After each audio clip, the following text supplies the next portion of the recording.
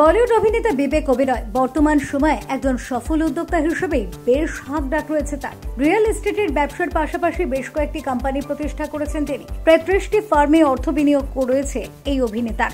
সম্প্রতি উদ্যোক্তা হওয়ার গল্প বলেন বিবেক ওবেরয়। এন্টারটেইনমেন্ট লাইভকে দেওয়া সাক্ষাৎকারে অভিনেতা জানান, মাত্র 10 বছর বয়সে বাড়ি বাড়ি গিয়ে তিনি পারফিউম বিক্রি করতেন। বিবেক ওবেরয় স্মৃতিচারণ করে বলেন, আমার বয়স যখন 10 বছর তখন আমার কাছে আমার বাবা আসেন। তিনি বলেন, আমরা 1 মাসের জন্য ছুটিতে যাব, কিন্তু তার আগে প্রথম 4 মাস তোমাকে কিছু শিখিয়ে যাব।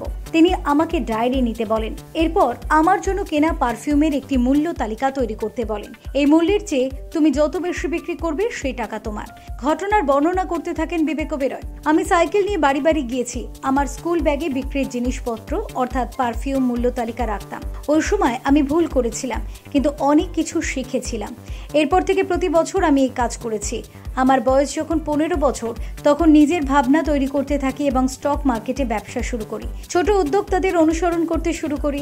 আমার বয়স যখন 19 বছর তখন আমি একটি টেক প্রতিষ্ঠান গড়ে তুলি এবং 22 বছর বয়সে তা লাভে বিক্রি করে দিই। উল্লেখ্য, 2002 সালে কোম্পানি সিনেমার মাধ্যমে রূপলী পর্দায় পা রাখেন বিবেক ওবেরয়। অভিনয় ক্যারিয়ারে যখন ব্যর্থ সময় তখন উদ্যোক্তা হিসেবে সফল বিবেক ওবেরয় বলেন, আমি নিজেকে কিছু করতে পারি, আমি সক্ষম, আমি আত্মবিশ্বাসী, তা অনুভব করেছি।